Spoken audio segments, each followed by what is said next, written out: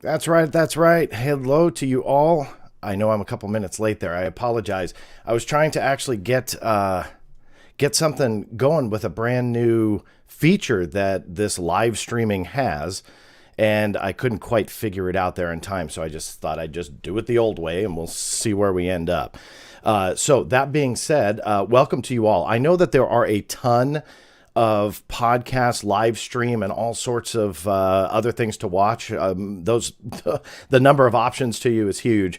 So I appreciate you guys tuning in. I know a couple channels are live right now, so it's fun to see you guys join me for behind the scenes. Now, in short, if you have yet to see a behind the scenes, it's just that. It is just essentially me turning the camera on when I am able to record a segment, 2 segments, 3 segments. But it's always fun now to do these behind the scenes because I'll open up the phone lines, which I will in a little bit. But what essentially I do is you're going to see things that will be recorded in the middle of this. They're kind of standalone videos. And then after I download the whole video, put it online and kind of go from there. Being behind the scenes, though, you may see me have to I've got 2 kids. My wife is with them now. They're my son's at soccer. So if I have to, potentially pause, I apologize. And in fact, as I say that, a message came in. So I want to make sure my kids are okay. So you may see me kind of derail for a moment. But that's the behind the scenes. It's pretty relaxed. It's a lot less structured than some of the other videos you see on this channel. But again, those segments are lifted out of the middle and put online. So welcome. Do appreciate you tuning in. And of course, as always, really appreciate your feedback on these different videos and questions and so on. So if you're watching live, I do as well as I can watch the chat. Super chats are open. That's a way to support the channel. 100% goes back into this channel, but it's a little bit easier for me to see as well as they pop up much bigger and in different colors. So I try and take those as we go. And then, like I said, open up the phone lines as well. There are 2 segments that I'm going to record today. One of which is, if you haven't seen it, it's kind of a fun little story about a extraterrestrial warfare document that was written in 1965. And essentially this was bantered about I forget how many months ago on Twitter and social media, popped up on eBay. I'll get into all of that, but it actually looked like a legitimate government document. I wasn't sure what to expect. I tracked it down, actually got it. This guy was trying to, and still is, charging $1 million for you to purchase and read this document. People of all sorts out there. But anyway, I tracked it down through FOIA. You can download it for free. The other video is the announcement of what essentially is the UAP task force Successor. The Department of Defense came out with this last Tuesday night. So I'm going to do a little video piece on that because I know a lot of you are not big on social media and that you get essentially your updates here on the channel that you're watching now. If this is your first time, please make sure, it's always a big help. A thumbs up on the videos are a big plus. It helps me rate a little bit better when I go live. It'll show it to more people, but it also just shows your support for the channel in a very easy single-click way. But on top of that, make sure you are subscribed as well. So I know the bars and tones, some people hated that, so I'm not going to do it. For me to get an edit point, just know that I have to put a slate up for like 10-15 seconds. That breaks it. But bear with me here. I need to start my screen, which I had not done yet. Let me see here.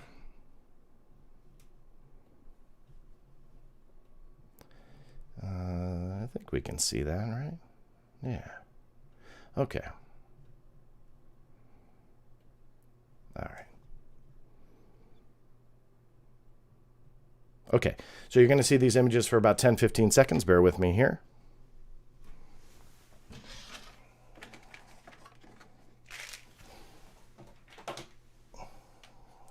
Okay, almost. All right, thank you for that. Hey everybody, John Greenwald here with theblackvault.com. Now I'm coming at you today with a story, kind of a fun one in my book, because this stems from a eBay auction that created quite a stir. Now let me pull up some visuals for you guys. This was an article I wrote very recently, and let me bring it up here. This was a document from 1965 entitled Extraterrestrial Warfare and was authored by Robert Suggs, again, June of 1965. Now, this was, again, something on eBay. Now, let me pull up an auction. This is the live auction here.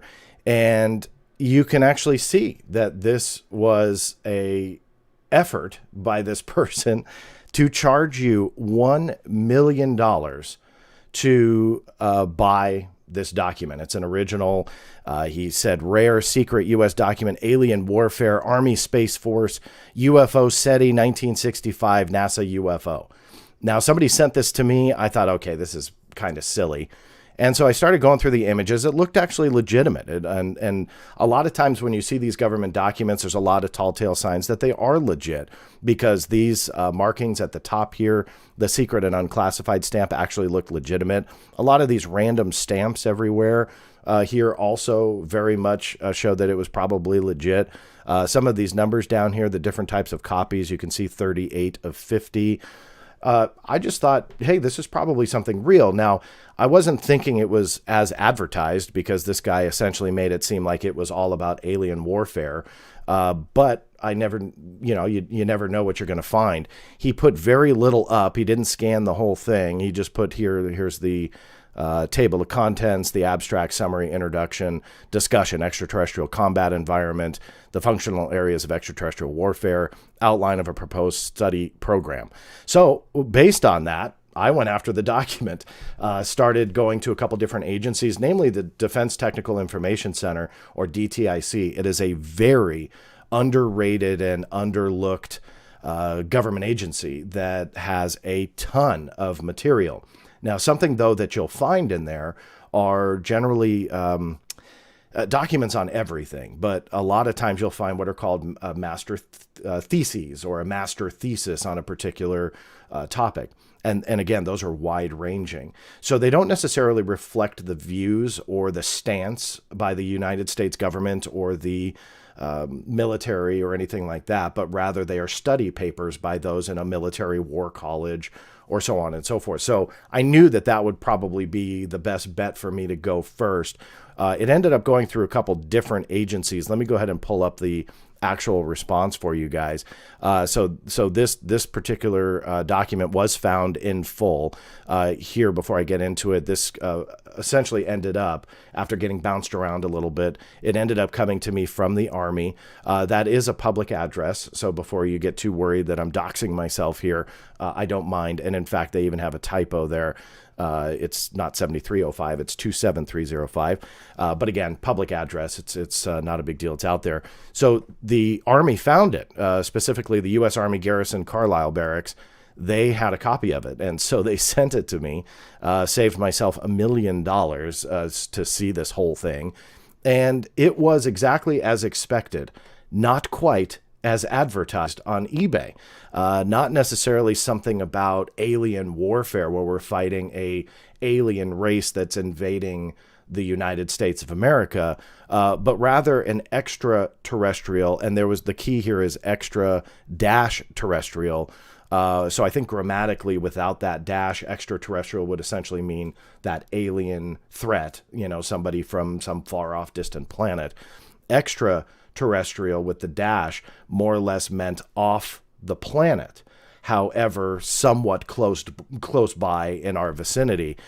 So let's say the Soviets were progressing with their warfare and their military capabilities, and we find ourselves combating the Soviets, again, 1960s era, combating the Soviets on the surface of the moon.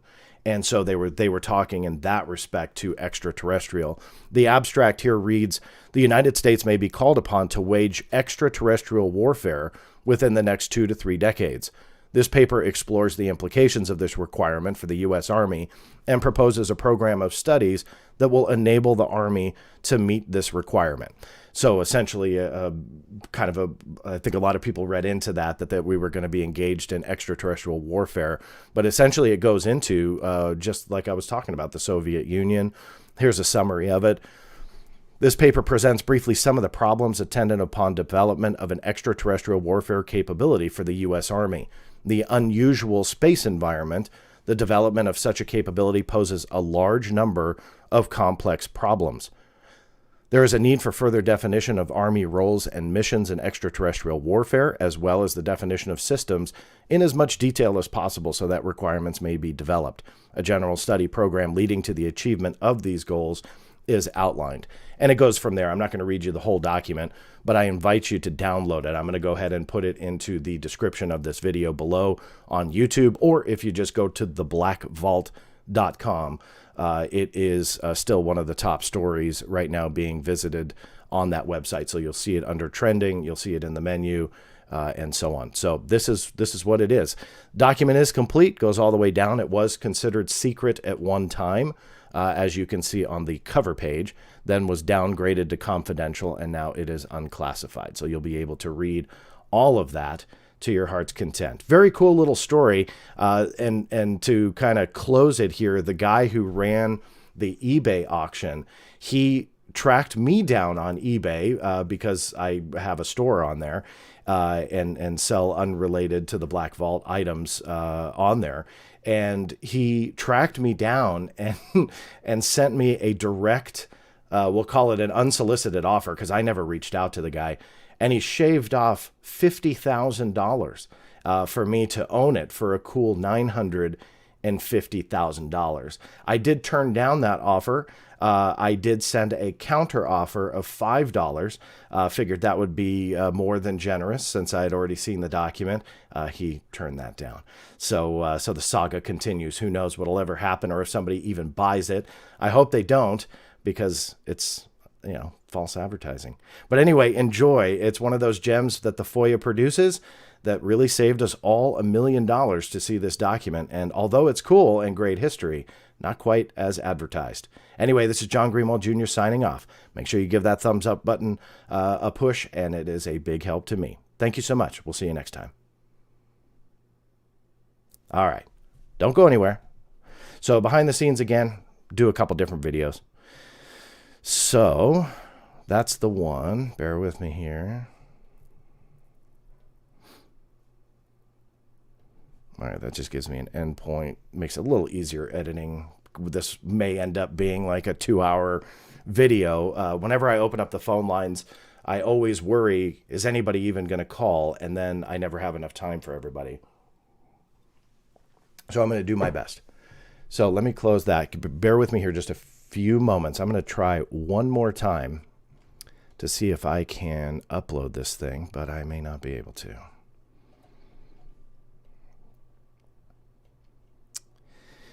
Yeah, I'm not sure how they want me to do this. So what's really cool about this software is you can now upload a PowerPoint presentation. So I don't have to share a screen. It will actually just take my PowerPoint presentation. But I'll probably press the wrong button, and it will totally screw this thing up. So I have no idea how they want me to do this. I'll give it one shot. Yeah, I'm not going to mess with it. So bear with me here. I'm going to set it up the old way. So you guys get to see the behind the scenes stuff. What is Korg? Let me pull it up for you.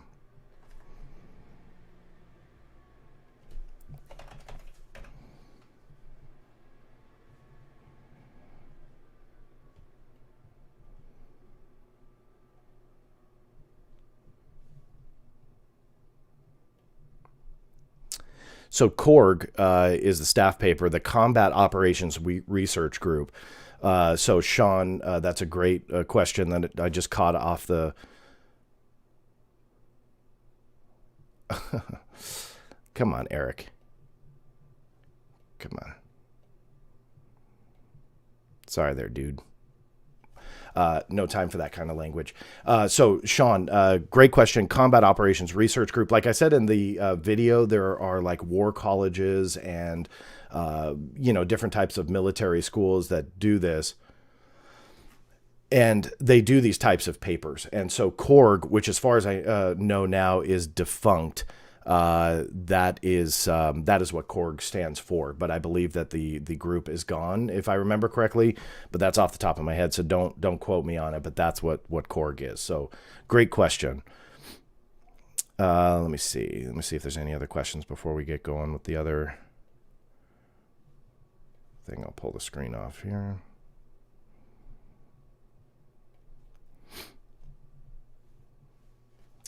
Timothy, what's going to be the result of this new appointment or whatever? I'm out of the loop. John will inform. I hope so. There's a lot of confusion about it too. And that's actually what I'm pulling up right now to get this second video. And then I'll open up the phone lines for you guys. It's just kind of an update. If I can actually start it. There we go. Bear with me here. Got to switch screens. Oh, I think that worked. No, it did not work. Here we go. Okay. So I will do my best, Timothy, to get an update to you on it. Again, it's a little confusing, but I'll go over that. So give me 1 second. Because this may be new to some of you.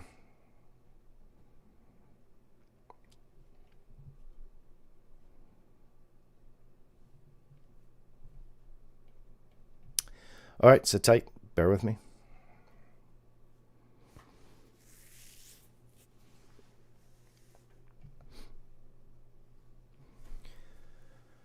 Hey everybody, John Greenwald here with an update that's a little bit unexpected, I would say. In this last week, the Department of Defense had sent an email to myself and quite a few others. I don't know how many are on the mailing list, but they gave us all a heads up about a new office, essentially the successor to the UAP task force, which is now entitled the Airborne Object Identification and Management Synchronization Group, or AOIMSG, which replaces, again, the UAP task force. Now, for those who are not following this all the time, the UAP task force is that group, that internal group from the Department of Defense, run by the Department of the Navy, that essentially looks into unidentified aerial phenomena, or UFOs.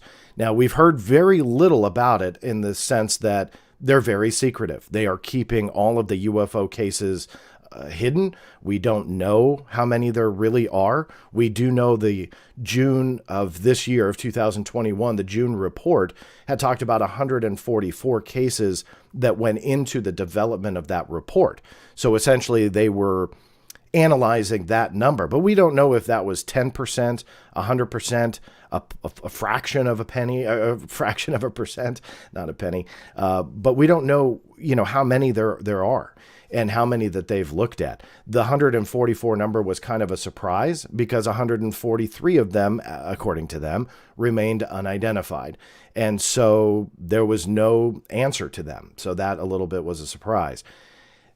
I'll get into the memo, but that report then sparked a few other things in motion, which is the news of the day. Now, let me pull up that message that we got with the DOD was accompanied by this memorandum. Now, I'm going to read this to you because I'm going to drop this to audio form too. For those of you who are listening on the podcast, just know I do these live. So go to the blackvault.com/live. That will bounce you to the YouTube channel. And that way, maybe next time you all can get involved and use the call-in lines and have fun in a live setting. But I'm going to go ahead and read this to you because it's important. It's a little over a page, so it won't take too long. But I think that this will give the best understanding over what they are announcing. Now, the memo itself is November 23rd, 2021. This was a memorandum for the senior Pentagon leadership, commanders of the combatant commands, defense agency, and field activity directors. The subject, establishment of the Airborne Object Identification and Management Synchronization Group. It's a tongue twister. The presence of unidentified aerial phenomena, or UAP, in special use airspace, or SUA, designated in accordance with 14 CFR Part 73, represents a potential safety of flight risk to air crews and raises potential national security concerns. Accordingly, I direct the Undersecretary of Defense for Intelligence and Security to establish the Airborne Object Identification and Management Synchronization Group to synchronize efforts across the department and with other federal departments and agencies to detect, identify, and attribute objects of interest in SUAs, and to assess and, as appropriate, mitigate any associated threats to safety of flight and national security. To provide oversight and direction to the AOI MSG, I established the Airborne Object Identification and Management Executive Council, or AOI MEXEC. I laugh because these acronyms are out of control. The USDINS will be the lead DoD official responsible for management of this process, will co-chair the AOI MEXEC along with the Director of Operations, Joint Staff, and will invite principal-level participation from the Office of the Director of National Intelligence. Resourcing for this requirement will be addressed in the program budget review process. The Director, AOI MSG, hereafter referred to as the Director, will synchronize the activities among the Office of the Secretary of Defense and DoD components, and with other U.S. government departments and agencies to minimize safety of flight and national security concerns associated with UAP or other airborne objects in SUA.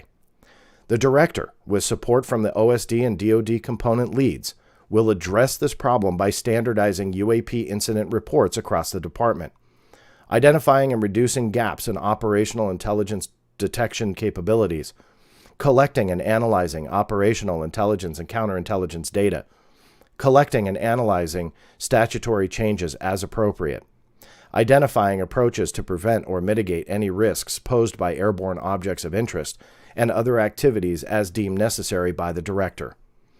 Additionally, the Director, in coordination with the OSD and DoD component leads, or heads, I should say, will identify requirements and recommended changes in doctrine, organization, training, material, leadership, personnel, workforce, facilities, and resources to be brought to the AOI MEXEC for review, consideration, and implementation, as appropriate, by the applicable DoD component head.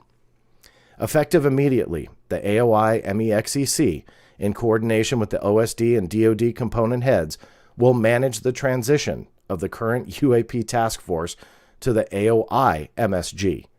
The AOI MEXEC will designate an active director of the AOI MSG and will submit implementation guidance for my approval. This guidance will specify organizational membership, roles, responsibilities, and authorities for the AOI MSG, AOI MEXEC, and OSD and DoD components. Kathleen Hicks, and it was CC'd to the Director of National Intelligence.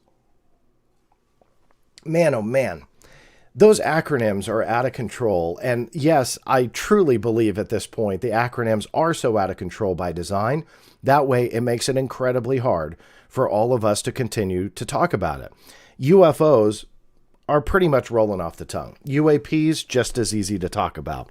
ATIP, OSAP, yeah, those are pretty easy to reference. Now you're getting into all these other ones that are just outrageously long. And from a research standpoint, when you constantly change the terminology, it makes researching and investigation that much harder for people like myself. So in other words, if you keep changing the program name, the offices, who's in charge, your paper trail is fractured into 12,000 different directions. And that is by design. I mean, we can clearly establish a cover-up and can comfortably do so with evidence that has been legally obtained, not anything leaked. We can prove that beyond any shadow of a doubt, and it stretches back decades. Now what we're seeing is a mess. I mean, it's an absolute, utter mess. And with this change, albeit it is very exciting, makes it incredibly difficult to try and figure out what in the world is going on, in the sense that who's in charge at this point? Who now do the UAP reports go to? And when you fracture that paper trail, it makes it more challenging. Now, I always say challenge accepted. I love that kind of stuff. But a lot of people will give up talking about it because they're so frustrated because it becomes so confusing, or give up because it does become incredibly challenging to track down and trace down exactly where all of this is going. And when it is changing every couple of years now, that makes it that much more difficult. Now, that's kind of the bad thing about this, but also there's very much a positive thing about this. And that is the fact that they are creating this office, that this seems to be a more permanent UAP task force, so to speak, and something that will give me a paper trail, at least a fractured part of the paper trail, but a paper trail nonetheless, that they will be taking these UAP reports in, that they will be taking them seriously, that they will be looking into them. There will be an office that is established just for this. That is the good thing. So when we hone in on the recent developments, that paper trail leads to one office, at least for now. Where my challenge comes in, and that's where the challenging part is that when you, instead of focusing on just recent developments, and let's say go back to the last 5, 10 to 15 years, you can see a much more fractured paper trail. So it gets more challenging to essentially track stuff down. Now, there's a lot of rumor, speculation, some positive spin, some negative spin, some really upset people out there. And if you use social media, you'll see the bigger names chiming in on what their different stances are. Now, I'll be honest with you, although I do have a stance, and we can get into this a little bit, none of us are fortune tellers. None of you watching, well, maybe a couple of you, give me a call. I mean, I can always use some psychics, but none of us know what really is ultimately going to happen. And what I kind of, I used the word entertaining the other day, and I'll get into that tweet. And boy, that upset a lot of people. But for me, it is entertaining where people are acting as those fortune tellers, that they know what's going to happen, that if this happens or that happens, then this is going to happen. Well, none of us know, right? I mean, we just don't. We have to go step by step and figure out what is going on. And this is a positive development in the sense that it is concrete. It has happened. It does not require a future vote. There's no speculation here on will it happen. No, it has happened.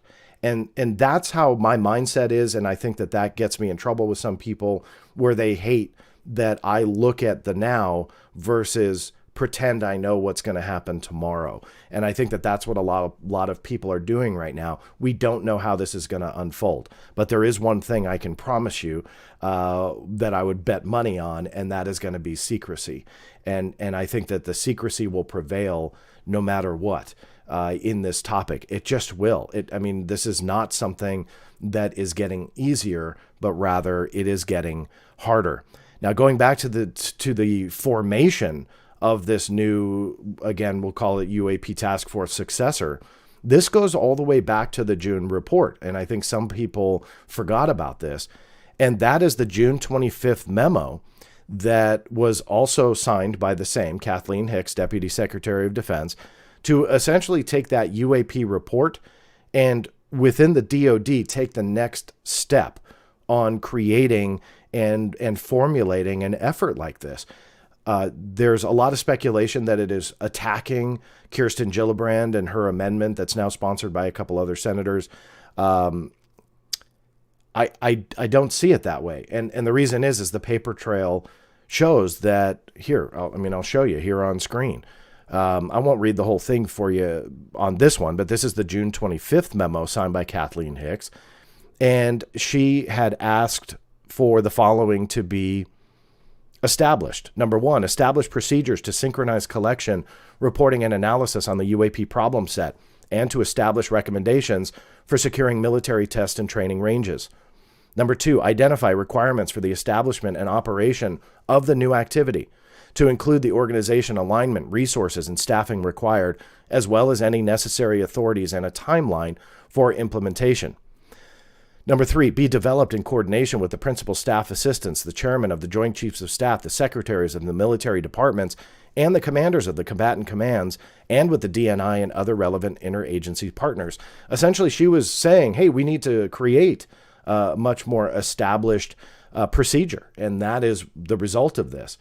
Was it an attack on Kirsten Gillibrand and her essentially her effort to try and better inform the general public with some transparency, but also better tackle the UAP issue, which she felt is very important, hence why she created the language. So I don't see it that way just simply because the paper trail doesn't lie. The paper trail shows in June that they were aiming to establish something like this. The timing, which I know some people are saying, well, this is a clear attack on Gillibrand and her efforts, and they, meaning the Pentagon and the DOD, are essentially trying to clamp down and solidify that they are at the helm of this and that they will continue the secrecy. I just don't see it that way. Let me pull this question from Skyhawk88. And Skyhawk, thank you so much for supporting the channel. John, with this, is the Pentagon trying to circumvent pending legislation oversight via Senator Gillibrand's amendment? So obviously I'm getting into that, but Skyhawk, I did want to show my appreciation for your support of the channel. And to better expand on it, I don't see it just simply because going back to that paper trail, the paper trail doesn't lie. The timing with the Gillibrand amendment and how it's kind of been rewritten a couple times and so on and so forth, that's obviously going on right now. And the timing seems strange. In the same respect, I find the timing expected. Drop the news by the DOD on a holiday week at I think it was like 6:30 p.m. when I got it in California. So they dropped it about 9:30 or so Eastern time, Pentagon time. That to me is the humorous part. That's the timing. So on Friday nights, you see a lot of stuff dropped. More bombshelly, headlines that are going to arise from this. You see that on holidays. So you see that obviously with something UAP or UFO related. So they do that Thanksgiving week where news cycles are kind of dead. You see the major newscasters, they're all on vacation. Those that are doing the same news programs are all kind of the backup team and so on.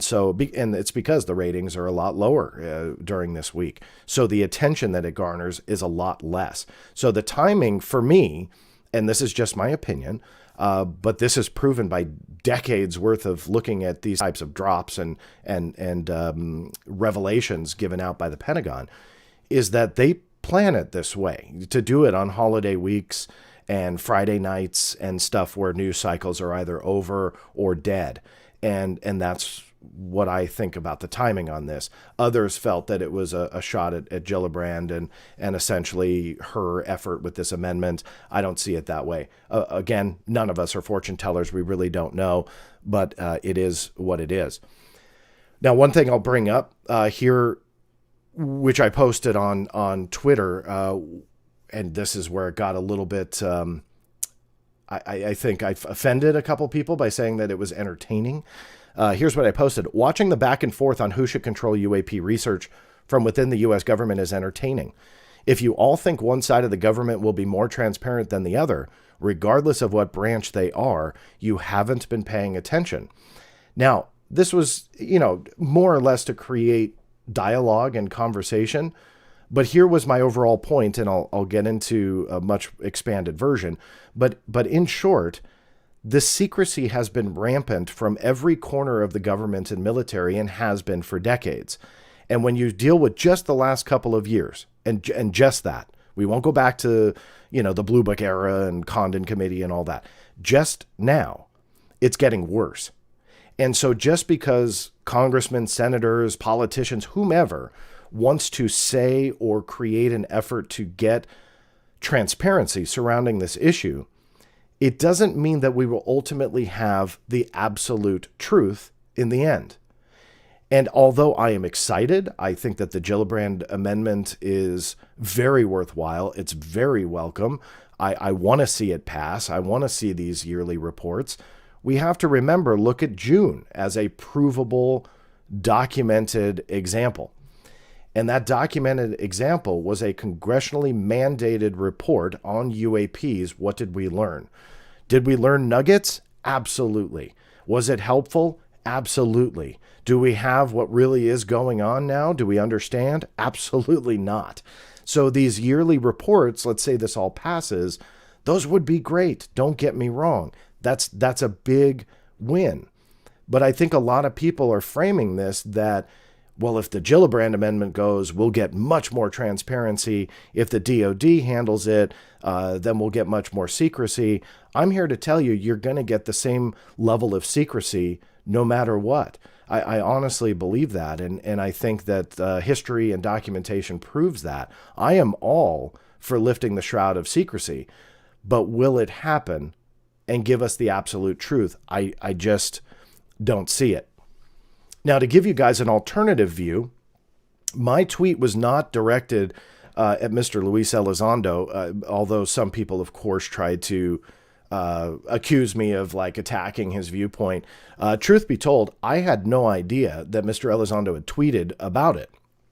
I just put mine out there. And then, of course, Twitterverse takes over and goes, here you are going at Mr. Elizondo again, which I wasn't. I didn't even know his viewpoint. But I felt it was interesting, so I wanted to read it to you guys. It was a little bit fractured. He tweets kind of a single tweet at a time. He doesn't thread it. So what I did is I threaded it here for you. So here's a different take, so you guys can see the alternative view. Again, this was posted by Luis Elizondo, November 24th. Important update. Before anyone gets too excited about the recent Pentagon announcement of a new UAP group, please consider the following.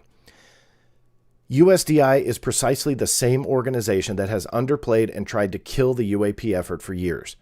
USDI is an oversight organization and non-operational. Nowhere is there a requirement to provide unclassified findings to Congress or work with our international partners. Given that elements still exist in the Pentagon who are actively underplaying the significance of this topic, this is akin to giving an alcoholic the key and control to the liquor cabinet. If you want to maintain UAP/UFO secrecy, this is exactly how you do it. This is a direct and blatant attempt to circumvent and undermine the Senate. And he tagged Senator Gillibrand, Marco Rubio, Ruben Gallego, Martin Heinrich, and Tim Burchett. I apologize if I mispronounced that, and others. Back to his quote. Please, please, please contact your representatives and let them know this is unacceptable and not in the best interest of the American people. The USDI is the one single office that has continually lied about this topic and persecuted whistleblowers. So that's kind of an alternative view, but where I would just respectfully disagree. The USDI is the one single office that has continuously lied about this topic and persecuted whistleblowers. I'm not really sure what whistleblowers were persecuted, so I'd love to see some expansion on that. I believe Mr. Elizondo does not consider himself a whistleblower, even though the mainstream media has tagged him as such. I believe he has spoken out rather strongly about that, but be that as it may, I'm not sure if he's referencing himself there or somebody else. But USDI is the one single office that has continuously lied. The U.S. government as a whole has continually lied about this topic and has for decades. It is backed up by press statements, spokespeople, and documentation that has come out through the Freedom of Information Act, along with those that have come out and talked about their personal experiences in the military and what they've encountered. That said, it's not just USDI. In addition, when you look at the congressional side and the legislative branch, they are not that much better. There's a reason why during a campaign they essentially preach about transparency, but once they get in, they sit in on classified settings all the time. Do they tell you and I about it? Of course not. And the UAP issue is definitely one of those that they have talked about. And let me go ahead and read to you guys what I wrote in response to essentially the we'll call it backlash, I guess, for saying that, hey, look, this isn't a bad thing on what's going on, but it's not going to give us the ultimate truth. And here was my expansion on it, and I feel it's important to read.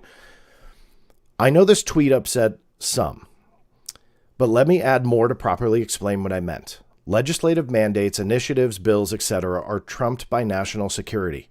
I am excited to see how this all plays out when it comes to UAP transparency, but we need to be realistic.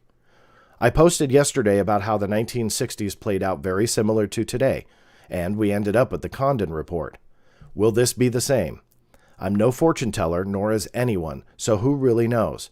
I just choose to be cautiously optimistic. But let me use a modern, non-UFO example. President Trump, who sat in the highest office of the land, had the desire to release all JFK assassination files. He had a history of rocking the boat in D.C., and this appeared to be part of the intent.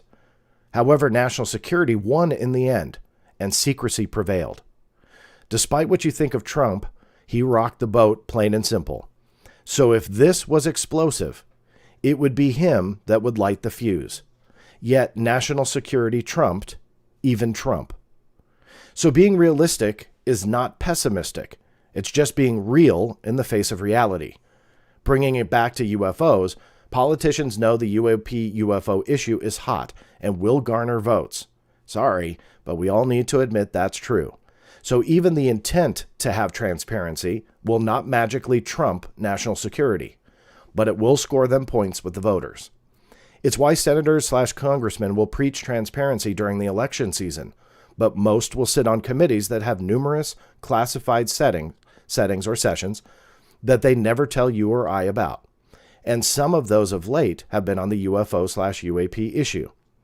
There's been no push to declassify what was learned in those sessions by anyone. Transparency push? Yes. Declassification push? No. There is a difference. So the public will get reports, and that is a triumph and a win. I won't hide from that, nor should anyone. However, the false hope that this is all going to lead to the ultimate truth, where we learn all the secrets, is likely not going to happen. But generic reports with little revealed, like the one in June, can lead to legal pushes for information through FOIA, and that's a win. But all this leading to a public that can lean back in their chairs and wait for the ultimate truth to be revealed? I'm sorry, but I do not believe there is a chance. There are many aspects of this that are exciting and awesome, but some are making it something that it is not. So with that was my response and expansion. All of this is exciting. It really is. It's going to generate a lot of what I call FOIA fodder to go after. And that's what's exciting about this. But we also have to be realistic about our expectations. And that's what's kind of, I would say, worrisome, that I think people think, oh, DOD bad, Congress good. Well, I don't like the whole bad and good descriptors for either of those, but secrecy prevails on both sides. And like I said in this expansion of the tweet, I'm sorry, the congressmen and senators and so on that are preaching transparency and they want openness, they are not coming out of those classified briefings telling us anything about them. And I think the point being is that there's been real no push to declassify. It's just the push to have more transparency. And although that's a good thing, that still, I think, will not give us the ultimate truth. So that is the update on what's going on now and what may happen in the future. And one of my closing thoughts to you guys is this. A lot of people want me to focus on the Gillibrand Amendment and what that could potentially provide all of us. And although I think it is a great effort to contact representatives, and I encourage you all to do it. I was a big supporter and am a big supporter of the Big Phone Home. I was involved in that. I tried to give him, Luis Jimenez and his entire crew, as much support as I could for that effort because I think it's very worthwhile. So I don't want to take away from that. But sadly, I just think that the congressmen and senators show as much secrecy, I think, as the government agencies we love to persecute. And that's where I say that we need to keep this in perspective. But the problem with focusing on the Gillibrand Amendment, despite what I say about secrecy, is that it hasn't happened yet. And when it comes to me, and this isn't the right way or the wrong way, it's just the way that I operate, is I can't go off of possibilities of tomorrow. I have to go off of the reality of today. So that DOD memo, I can act on that. A Gillibrand Amendment that hasn't passed yet, that means nothing to me from an investigative standpoint. It's exciting, and I'm encouraged by it, but it doesn't mean anything yet until it is signed. Once it's signed, we go from there. Until then, all we have is today. All we have is what is written in stone and essentially concrete and unfolding. And as much as people hate the DOD getting involved, their paper trail goes back to June, that they were going to do this effort and that they were going to create essentially this office and establish a more, I guess, structured way that they're going to research all of this and go from there. That is something that I can act on. But the Gillibrand Amendment, albeit exciting, I cannot. And that's why I kind of veer away from it for now until it becomes concrete. I did the same thing with the UAP report before it passed. And then obviously it passed and we got that UAP report and we dealt with that when it came. But until it passes, absolutely, we can't do anything except just get excited and cheer them on, which I'm all for doing. So please do it. Write your representatives. But until then, nothing we can do. So that's my closing thought. Thank you all for tuning in. As always, if you can give a thumbs up for these videos, huge help to me. Make sure you're subscribed to the channel. And the biggest help of all is making sure that you spread the word about this very channel. This is John Greenwald Jr. signing off, and we'll see you next time. All right, don't go anywhere. It's still behind the scenes. I'm still here. So that is the closer of that. I'm going to open up the phone lines. Bear with me.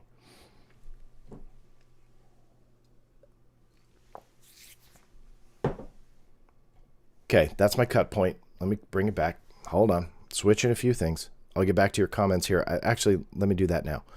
I saw two come in. I don't want to miss these. Tom, what are your thoughts on, first off, Tom, thank you so much for supporting the channel. Truly, truly appreciate it. What are your thoughts on a spiritual connotation to UAPs? Meaning that we have more of altered dimensional explanation of this, and perhaps what they are covering up is that they know this and exploiting it. So, that's a great question, and one that I wouldn't consider myself knowledgeable enough to answer about a interdimensional type being. Over the last 25 years, I have very much heard those theories before. I've said it on this channel many, many times, and I'll say it again to you, Tom, in case you haven't heard it. I'm very much a nuts and bolts, three-dimensional kind of guy. It's just simply because that's how I operate. You know, I need to touch it and feel it and need to be able to understand that aspect to it. When it comes to interdimensional beings or technology or whatever that might be, full disclosure, I'm just not knowledgeable enough to really give you a concrete answer. Do I think that that is what is being covered up? I do not. Can I be 100% certain? Of course not. But I just... again, don't see it that way. But an excellent question. There's a lot of people out there that go towards the spiritual connection to all of this and explore that. It's just sadly not something that I'm I would say very focused on or knowledgeable enough to give you a good answer. Skyhawk88 again, great to see your name again, but very much appreciate your support of this. John, talking about the DOD, when did Susan Goff's title change to DOD spokesperson, and what does that mean? Why was that done? Just wondering what your thoughts are, because the change jumped out at me. Yeah, I did note the change. I know that that was noted by others as well. I don't want to name names in case they didn't do it on a live stream recently, so I don't want to get into there. But yes, somebody had informed me. I was with my family that next day for the most part, so I was not communicating with the Pentagon, but do know that there was a title change. My personal reaction to it is I'm a little bit indifferent. I really don't know if it was considered a promotion, if it's just a title change and it really means nothing.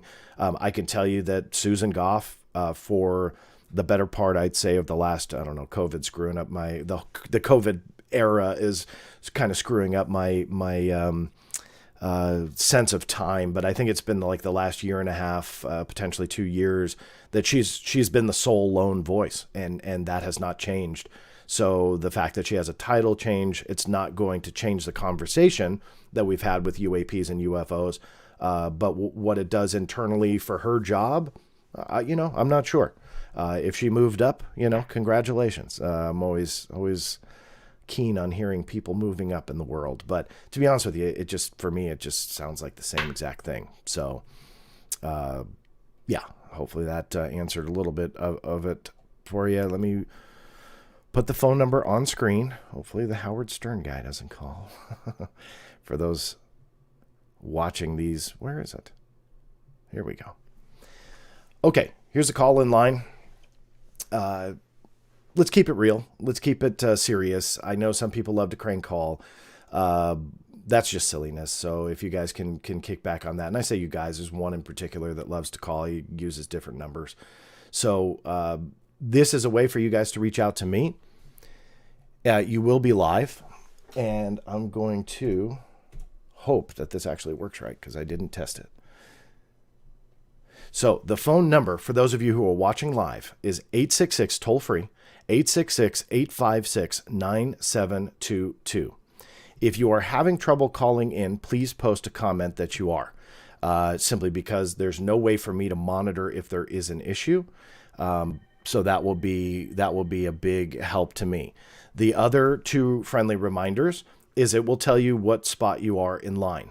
So there's already a call waiting. Behind that, there are an untold number of people waiting. It will tell you when you're there, and if you're first in line, second in line, third in line. Just sit tight for me. I'm going to get through these as quick as I can. Generally, these shows get a little bit busy. The other friendly reminder is make sure that when I do pull you on, there's likely a delay. So you're going to be listening to me and maybe 5-10 seconds prior, and then I'm going to pull you on. So I apologize. There's nothing I can do about that. Make sure your volume is low because you will come back and it'll feed right back into the show. All right. So with the caller on hold, just bear with me here. I'm going to get to this super chat. Artisan Tony, thank you so much for your support, Tony. And I'm sorry we played tag here through the last couple of months, and absolutely my fault, I'm sure. So I apologize for the delays in communication. Thanks for your continued objective / nuts and bolts approach. Being a limited government guy myself, not as excited about creating more bureaucracy in DC. Still hope to interview you someday. Tony, I'm totally keen to do it. So please accept my apology here publicly. I am not dodging you in any way. It's just been a little bit crazy here, especially through the holidays, my kids and stuff like that and family. So it's been challenging. So my fault, not trying to make excuses, but know that I'm very interested and very, very much appreciate the support you have for the show. Let me go ahead and pull on this caller. Caller, you're live on the air. Who's this? They hung up on me. I didn't hang up on them. Feel free to call back unless that was our Howard Stern friend. In that case, don't call back. So anyway, sorry about that. I really do hope that I have this correct, but it looks like they hung up right when I pulled them on. All right, let me go ahead then and pull some chat questions for you as the system resets. All right, here's a call. Hi, you're live on the air. Who's this? Hi, this is Steve. Hi, Steve. How are you? I'm good. What can I do for you? Your voice is a little blurry. I'm calling into the Black Vault. Is this the wrong number? Nope, you got it. You're live on the air. Do you have a question, or what can I do for you? Yeah, I do have a question and a suggestion as well. There's a gentleman, I believe his name is John Ramirez. He's a former CIA employee that's retired. And I'm not sure if John is aware of him or not, but he put out a very extensive PowerPoint on where he would personally look for siloed UFO information, and has put out two subsequent YouTube productions on example, orbs being regularly detected on the orbital vehicles. Someone he should probably work with, because the intent of the first piece he did was to direct FOIA investigators to the appropriate silos of the I'm new at this, but at the intelligence establishment. Yeah. I'll jump in here really quick. I'm getting a clicking noise. I'm not sure what that might be, but that said, let me quickly address it. Yes, I'm familiar with John Ramirez. I've talked to him quite a few times since he did that presentation. And oddly, I didn't know this or remember it. He actually went to a lecture of mine like 15 years ago, and I met him during that, which was kind of neat. I recalled that after he brought it up to me. He did have a lot of suggestions. One of the most common that he has given, and then that in turn people are going to me, saying, "Hey, look, you need to look into this," is the National Geospatial Intelligence Agency, or the NGA. Now, right, that is an agency that I have had a long-standing case when it comes to UFOs and UAPs, even prior to meeting John Ramirez. That actually stems from the UAP report in June. The National Reconnaissance Office, that I've hit quite a few times over the years with requests on UFOs and UAPs, and it's always come up negative.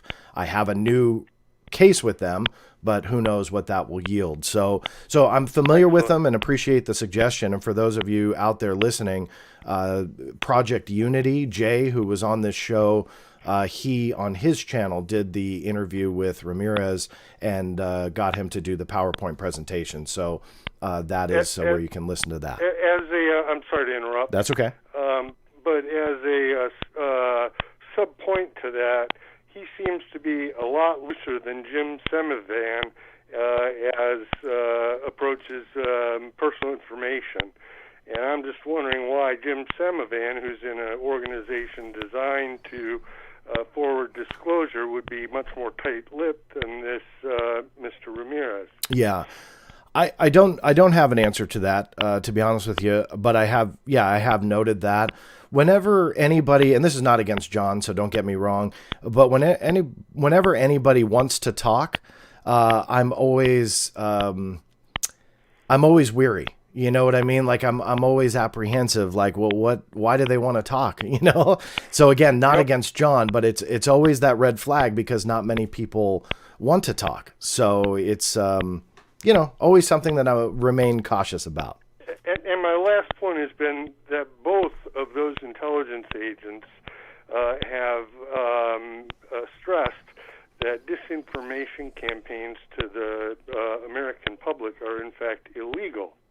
But yet that appears to have been extensively going on since 1952 on this issue. And I'm wondering if there's any teeth to that, and if that could be pursued. You're talking about an op against the American people? Is that what you're... Essentially. Yeah, I got you. And tell you what... Blue Book. Look at Blue Book. Yeah, no, I got you. And I'm happy to answer that. I'm only gonna log you off here, and if you could listen offline, just because we're getting an audio tap, and I know a lot of people in the chat room are noticing it. So forgive me. I'm not trying to get you off. That's the only reason. Forgive me for my shitty phone. No problem. Hey, but thanks for the call, and I'm going to answer your question right now off the air, or as you listen off the air, if that's okay. Sure. All right. Thank you, sir. Thanks again for the call. Okay, apologize. I hope the audio, that's not a click on my end. I don't hear that often, so it may have been on his side. So here's the short of it about an op, and I'm not sure if that caller had heard or seen the recent post I did. Actually, I think it was today, about somebody asking me, can you read this article? It was about the op allegation against TTSA, Luis Elizondo, the UFO UAP issue, and this and that. And I've never bought when it comes to TTSA and Luis Elizondo, I have never, even despite my skepticism, have been on that this is an op, disinfo op train, meaning that they under the direction of, let's say, the CIA or the DOD or whatever, are out there maliciously disinforming or misinforming the masses for some other hidden agenda. And that's very much a nutshell version of that allegation, but obviously that is what some people believe. Many have pointed out the CIA connections to the people that were involved with TTSA, the government connections, both former and potentially current, those that were on the board of directors and the advisors and so on, all have these connections. And can you draw interesting, let's say, allegations from it? Of course, but I've never been on that bandwagon that it is malicious.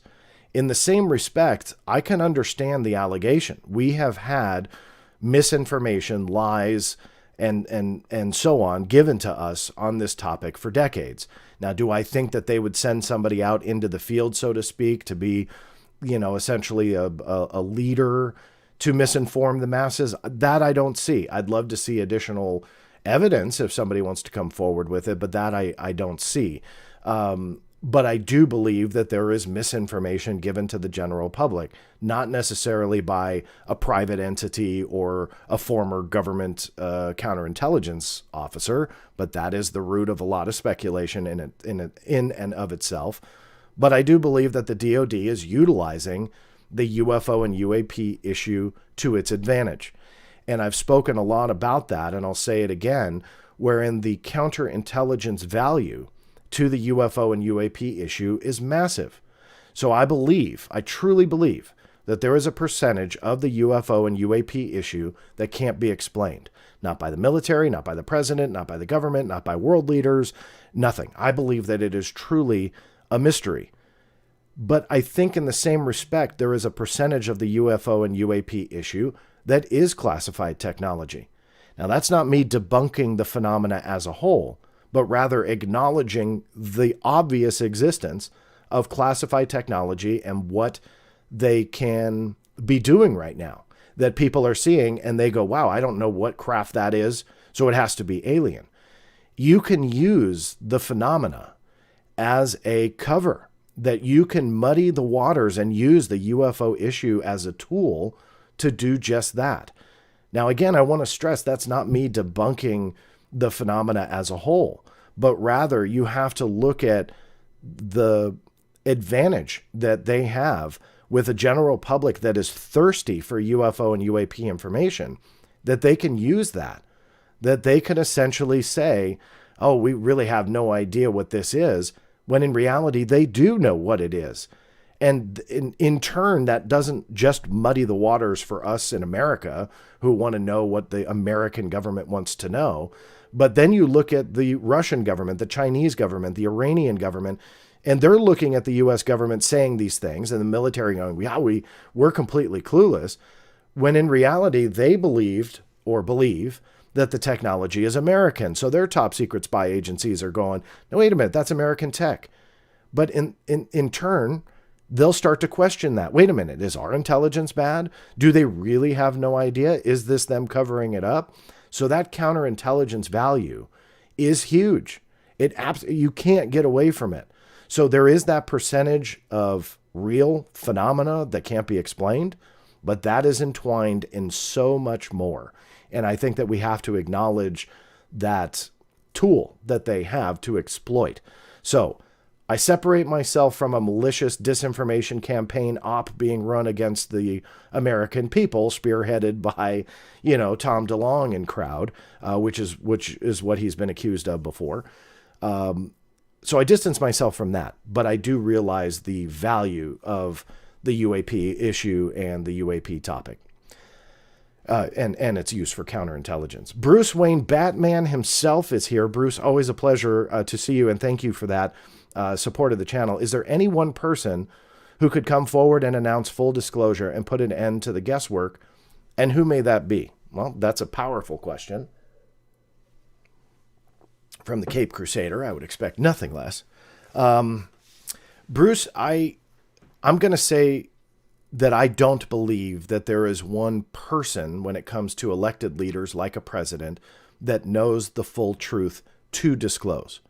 I have a video on this channel if you're interested, but I essentially talked about how I believe that those that sit in the most powerful seat in the land, and the United States president, is kept in the dark, not only about the truth and reality behind the UFO and UAP issue, but also rather the secrecy as a whole when it comes to our military and government's most closely guarded secrets. So in my opinion, you rule out any elected leader or anybody who stands in front of a camera. In my opinion, I do not believe there would be any one person behind the scenes that would ultimately know all the truth. But I do believe there are likely quite a few that know the majority of it, and those are not the people we even know the names of, but let alone would ever hear from.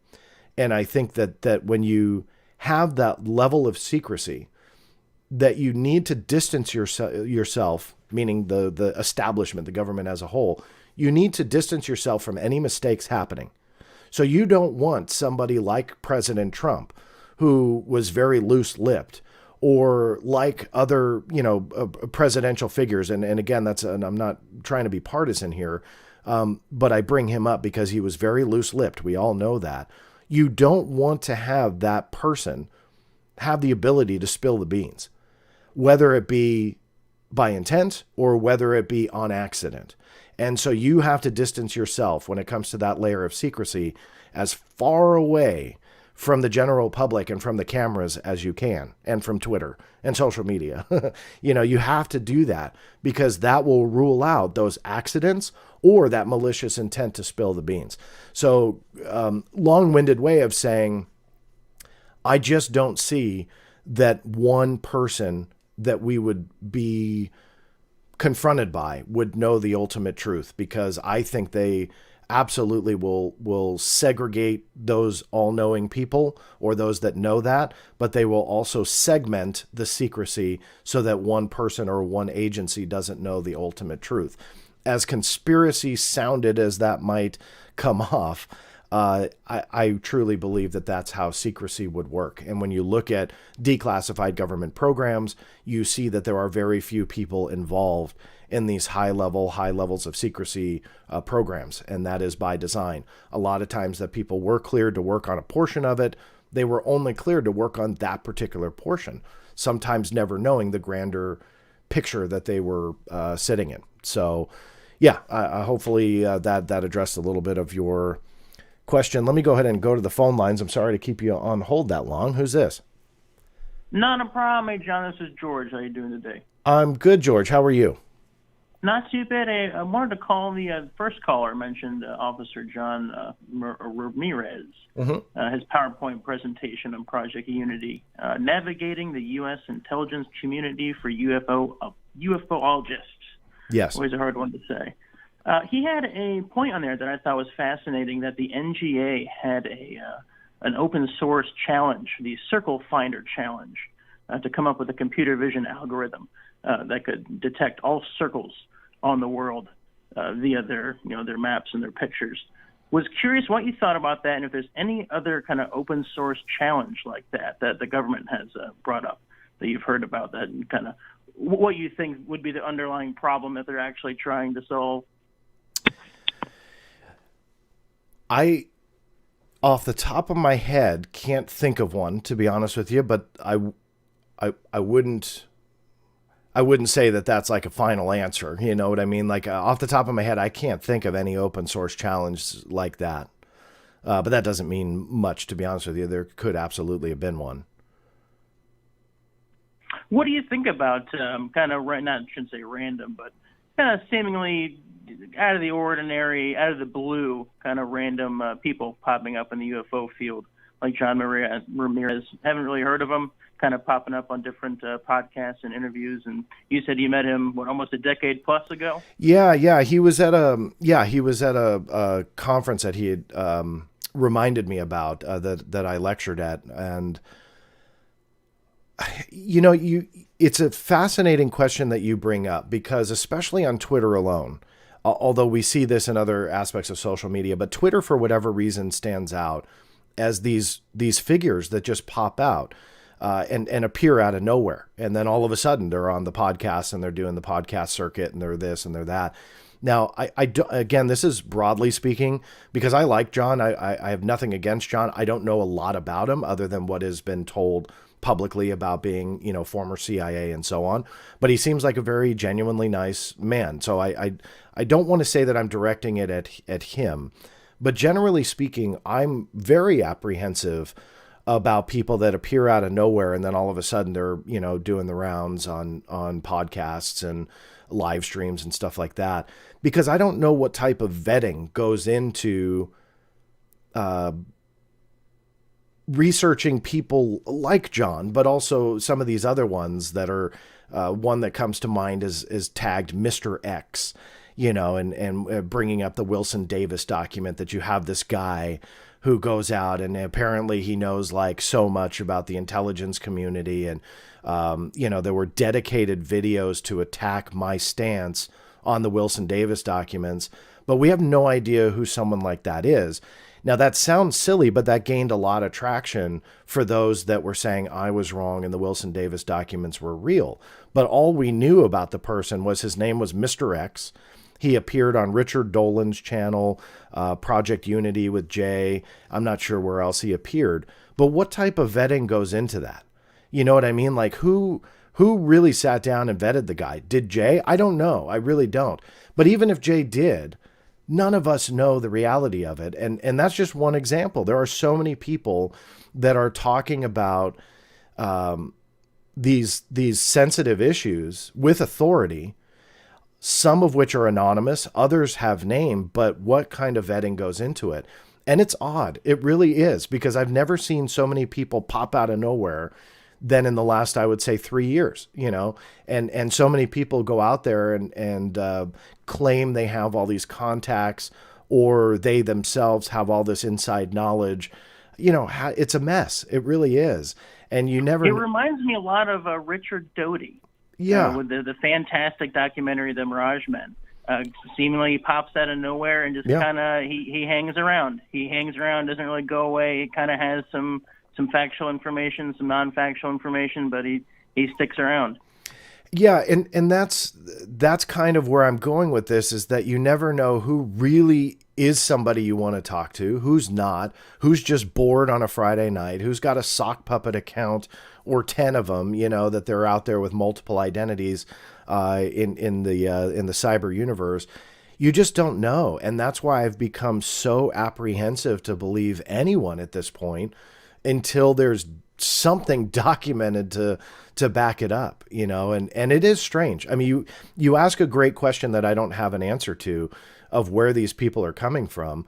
And I don't know. I mean, very, very, very few people pass kind of what I would consider my test and will share information. And I can count them on one hand that have contacted me privately out of hundreds. But I can count out only on one hand of those that have proven who they were and proven beyond any shadow of a doubt. That's vetting. I don't know how many other people, again, are vetting their sources and so on. And so one big problem that I have with the UFO conversation right now, not only just on Twitter, but kind of more broadly speaking, is the use of anonymous sources. And, we do see those people that pop up out of nowhere, but there's also these people that pop up out of nowhere, but we have to trust other people that they popped up and are telling them the truth. And the use of anonymous sources at this point is so, I think, dangerous to this conversation, simply because the best evidence, quote unquote, evidence that we have is all from anonymous sources. And we have no idea who these people are, but they're being published in mainstream media. And as cliched as it sounds to say, that's why we need people like you and Linda Moulton Howe. I know whenever Linda Moulton Howe talks to any sort of military sources, off the record, she'll confirm their military sources before she'll publish. Yeah, and I've known Linda a long time, so again, this is not an attack against her, but even her as an example, anybody, even me.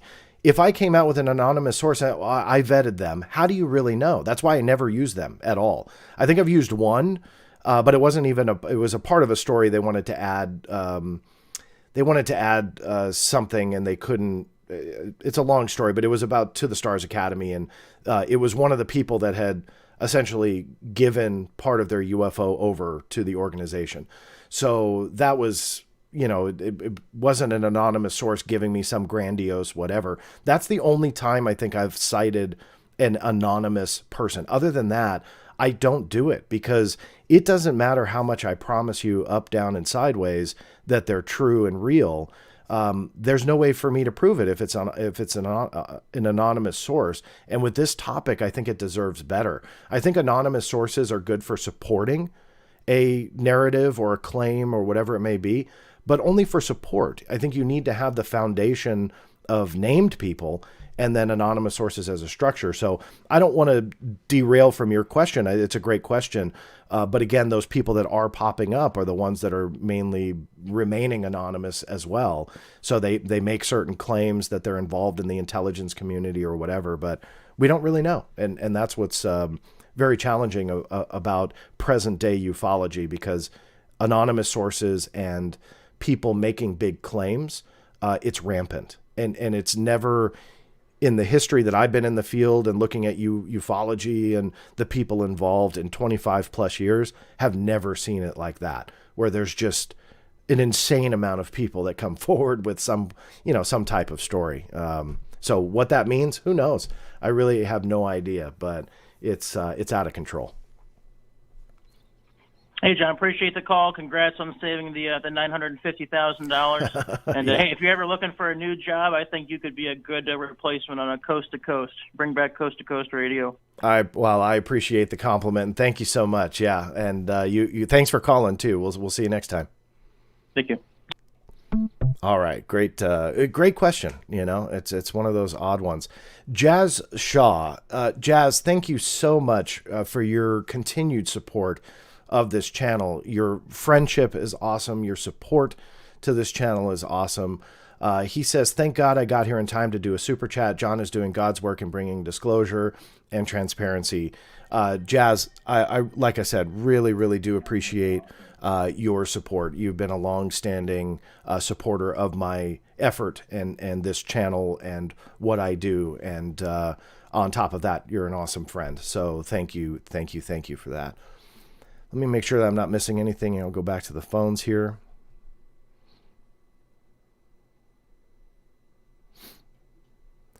I'm just going to pull this one before I get to the phone. Jacques O'Neill, Bill Nelson was briefed by the Tic Tac pilots, who coincidentally is now head of NASA. Nelson stated he is now working on classified projects. Do you think all of this links together? Jacques, I'm going to be honest with you and say I'm going to need your help on this one. Off the top of my head, I don't recall that the NASA administrator, Bill Nelson, admitted that he's working on classified projects, or I'm not thinking of the right the right article, I guess maybe you got this from, and I don't recall that. If you could send me what you're talking about with classified projects. NASA generally doesn't have a lot of classified programs per se. So I'm not sure what you might be referring to on that. I do know that he was briefed quite a few times. I was able to get documentation and break the story that he was briefed on the UAP issue. I was able to pull up his calendar, figure out when that was. Who did the briefing, I'm not sure, because that was redacted. Most generally, it would probably be the Navy. Also, on top of that, the UAP task force, I was able to show that the UAP task force reached out to NASA and Bill Nelson. But working on classified projects, I'd love to have you send me that if you could. If you just go to theblackvault.com, in the menu, there's a contact link. You just click on that. It'll go directly to me. You're looking at the entire team of the Black Vault. So that'll go to me. I'd love to hear more about it. So I wanted to pull your quote because I'd love to hear more on that. Jared Humphreys, thank you so much for your support of the channel. You're the man, John. I know you don't like to speculate, and I understand why, but I'd love to hear your top hypothesis to explain what you call the true mystery aspect of the phenomena. Well, Jared, it's a great question, and I don't want to give you a cop-out here, but I call it a mystery because I don't have an answer. And that's not me copping out on answering your question, because I just don't have one. I believe that there is a portion of the UAP phenomena. I know phenomena is in the acronym, but I'll call it the phenomena. I know there's an aspect of this. It has stretched back decades and decades. I believe that there's a portion of it that no one can explain. Is alien a possibility? I believe absolutely it's a possibility. I believe you can rule out for a small percentage of the cases, but you can rule out a lot of earthly explanations, a lot of obvious debunking go-tos, that debunkers often fall back on. I believe that there is evidence along the way to show that the phenomena, whatever it might be, remains a mystery. Whether it's an alien mystery or not, I to be honest with you, don't know. I really have no idea. And that's the God's honest truth. I wish that I could come to you and say I either saw something or experienced something and that I believe that it is alien. I wish I could do that. I can't. So I have to rely on the evidence that is given to me or shown to me or that I fought for. I don't base everything on FOIA, despite what my biggest haters say. It's why I have a database of literally tens of thousands of cases, encounters, experiences by people that it's completely unrelated to FOIA. Even after programming all those pages and looking at those cases and seeing everything that I've seen, I just don't know. I really don't. But I do know that it deserves a serious approach. I believe that it deserves scientific scrutiny. And I believe that if it does not get into a classified, program when it comes to the U.S. government or military tech, that secrecy needs to be removed. And I truly believe that we need, as a society and even as a global population, to truly grasp whatever this phenomena is, alien or not. I think we really don't have the answer yet, and we might not for quite some time. So I wish I could give you a more definitive answer, but that is truly how I feel and how I think. Irish JG1. JG, if those are your initials, welcome to the JG Club. Hit the like for John. I will not disagree with that.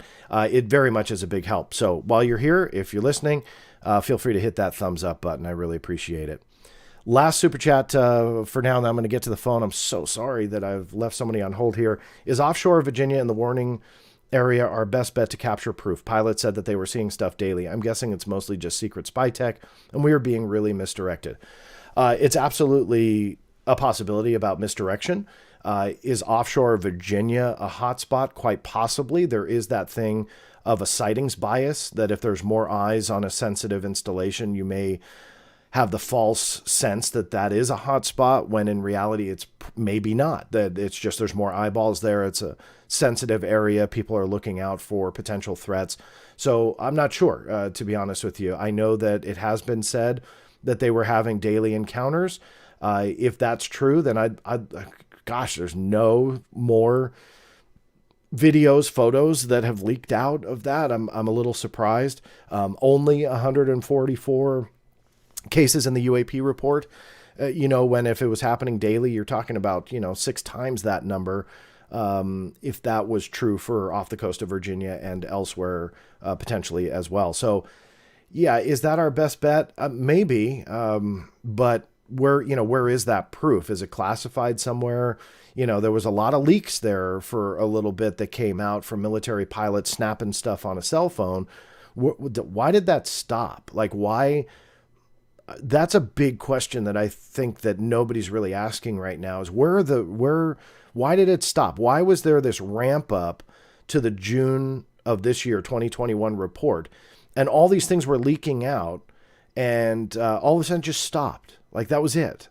So it was like leak, boom, boom, boom, and then nothing. Like, where did it go? I really don't have an answer for that, but it's intriguing. Like, why was that stuff allowed to leak in the first place?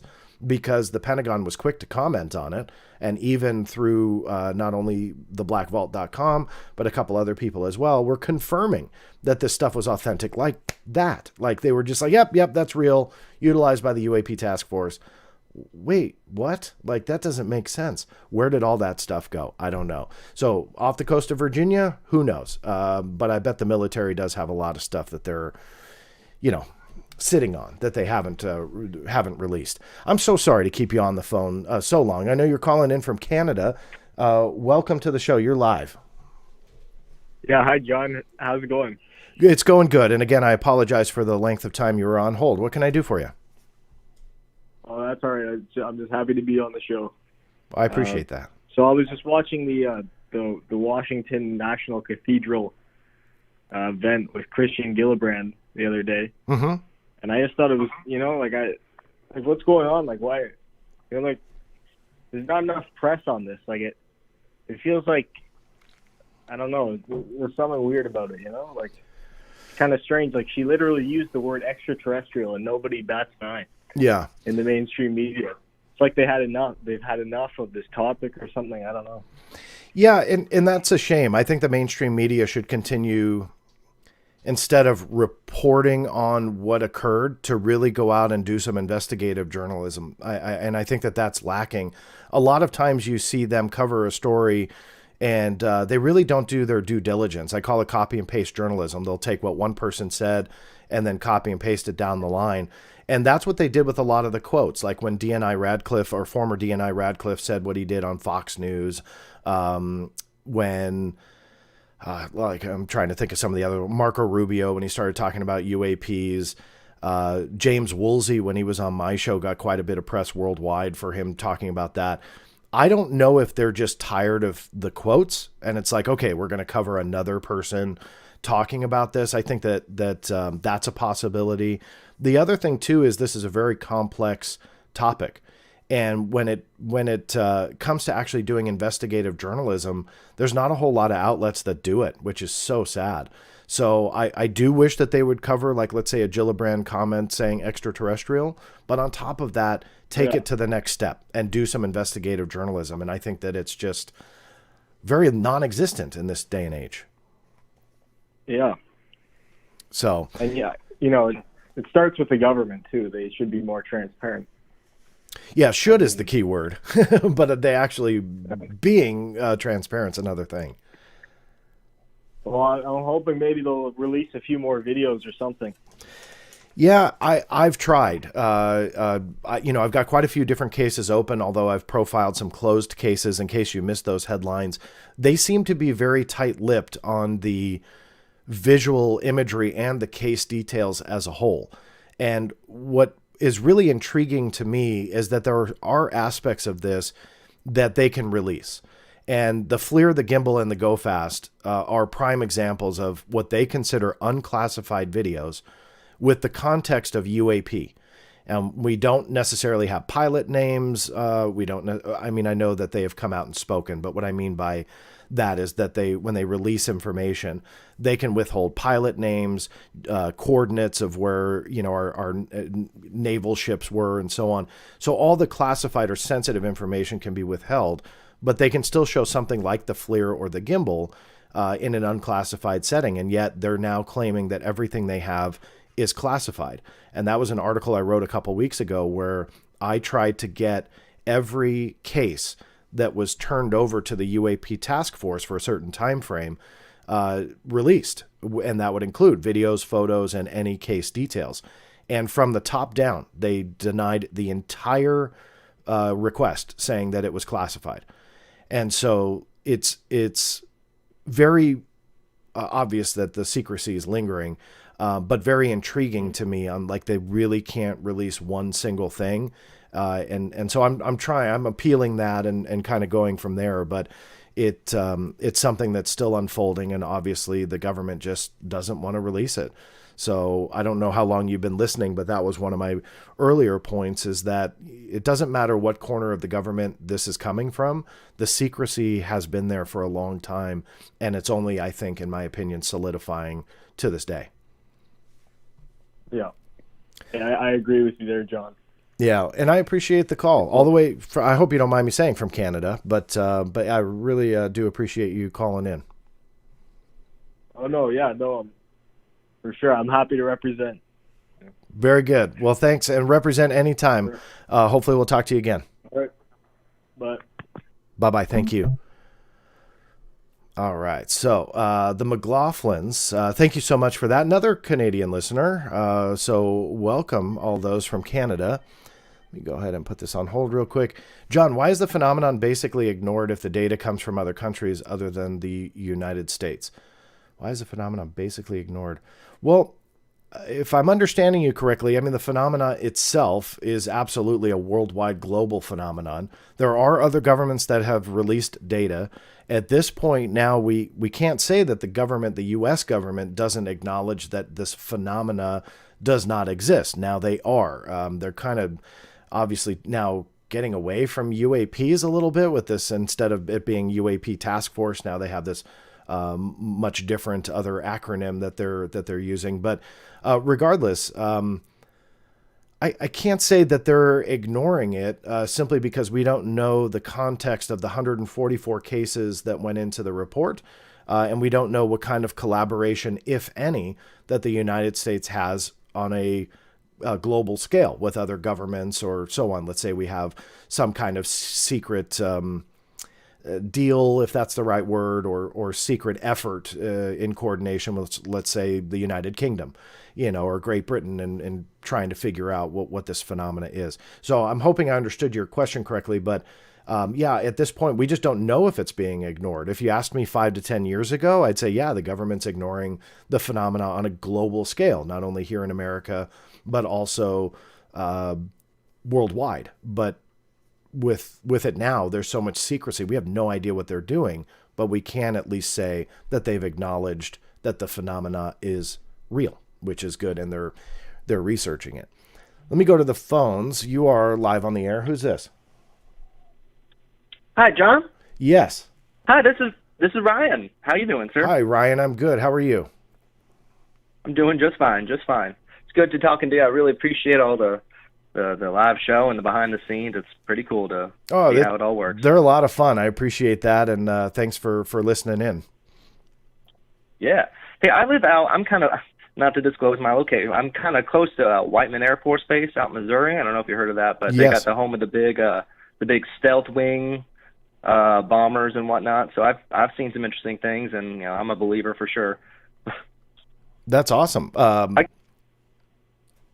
Yeah, I'm sorry. Go ahead. I was just curious. I know that the big news these days is to do with the Pentagon opening up or sort of re-evolving the ATIP program into, what's it called now? The new there's the new division. Yeah, it's the UAP task force, but now they're transitioning it to the Airborne Object Identification and Management Synchronization Group.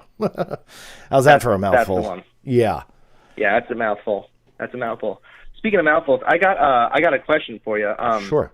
Do you think Howard Stern has? I caught you that time. That whole time he was setting up the Howard Stern thing. That's why I had that finger on the button now. It's the same guy. Anyway. All right. Let me,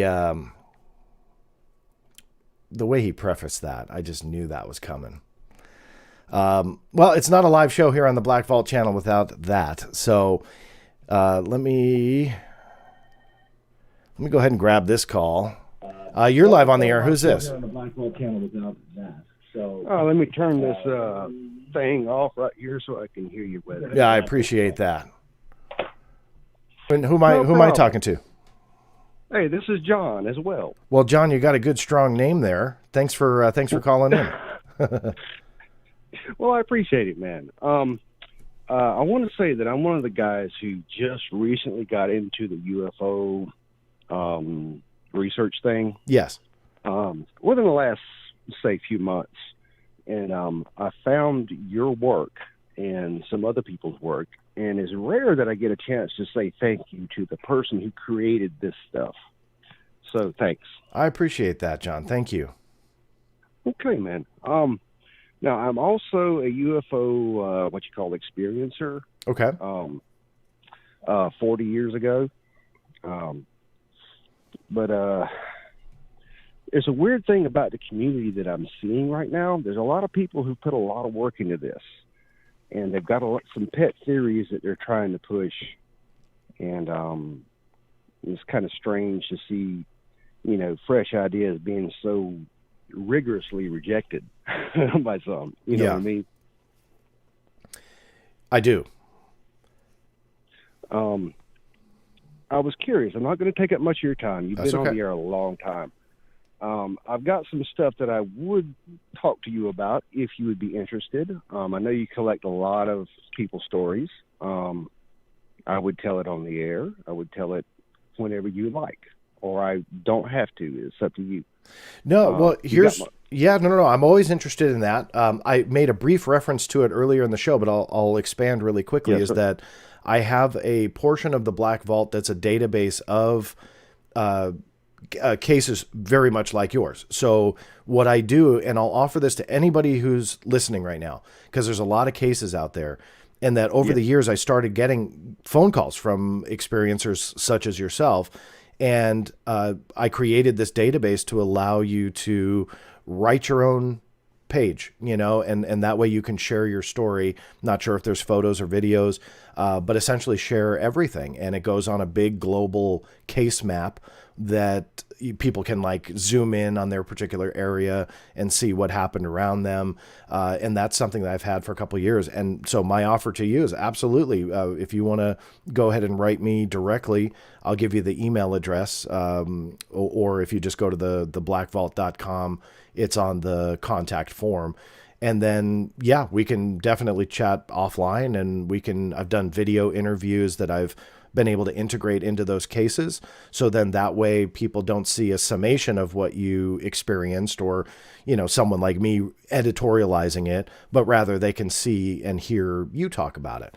So that's definitely something that we can work out. Very interesting. I did not know you did that. Thank you for that information, and I will definitely look that up. Of course. So you're educating me and maybe your listeners as well. Very good. Right. Yeah. And from the stat here, there's close to 300 people watching. So yeah, for those that are watching live, or if you're watching the replay, if you want to share your story, what I do is I offer the resource to do it. It's free to access. There's no charge or anything. It's just a place for you to share your story and essentially have a home to share with others. It could be anonymous. You could put your name on it. It's all up to you. Yes, sir. Could I use? It's totally up to you. Could I use your program to speak directly to other experiencers now? Well, sure. What do you mean? And sure, if you want to have a message. Caution them. I would like to caution them against following people who claim to have answers. I'll second that one. Yeah. I'm not trying to push any kind of agenda, man. What I'm trying to caution, I want to caution these people because I see this popping up on social media everywhere. There are people trying to gather people who are afraid and who have experienced something they can't explain, and they're trying to give them answers, and they want to try to put something in their head, and that's not right. So if you've got something weird going on, you're not alone. Take a breath and chill out. It's all right. Nobody knows. These guys who claim to know don't. And anyone who tries to channel an alien, if they change their voice, if they speak in a voice that is not their own, they're acting, period. Yeah. And John, you nailed it. And that is a huge problem, I think, in this, especially now, that these people that are out there sometimes claim that they have the answers for you. And I'm going to highlight a comment on screen here. You may or may not be able to see it.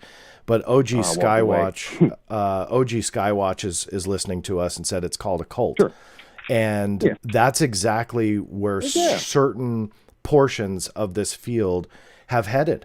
And I hate using that C word, cult, but there is a very scary aspect of this belief system that they have the answers and that they are the all-knowing one that has them, and that you need to follow them. And then you see it with their followers, where if you go against that, right, and you say, well, look, I don't believe this or I don't believe that, they start coming after you with their nails sharpened, ready to start throwing shots.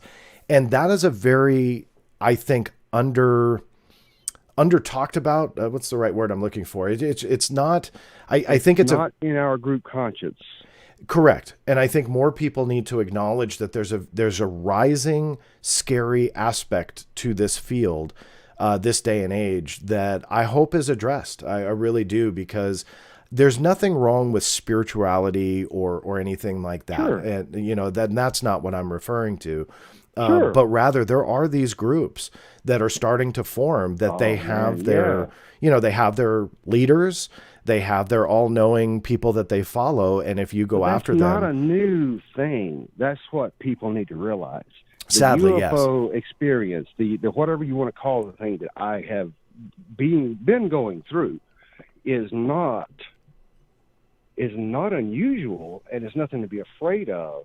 And if you give in to the fear, then you start looking for someone to hand you an answer, and then you end up with stuff that you see. Yeah. Yeah, it's definitely not new. I would argue that it's getting worse, though. And I think it's just because this day and age, the tools for people to come together and essentially congregate, for lack of a better word, around a certain idea or mindset. That's very apparent to anyone with any intelligence.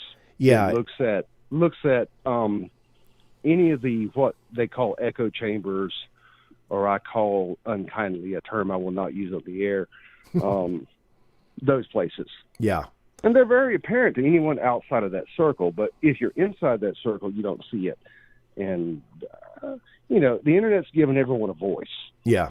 And I really appreciate that. However, a person can choose whose voice they listen to. Yeah.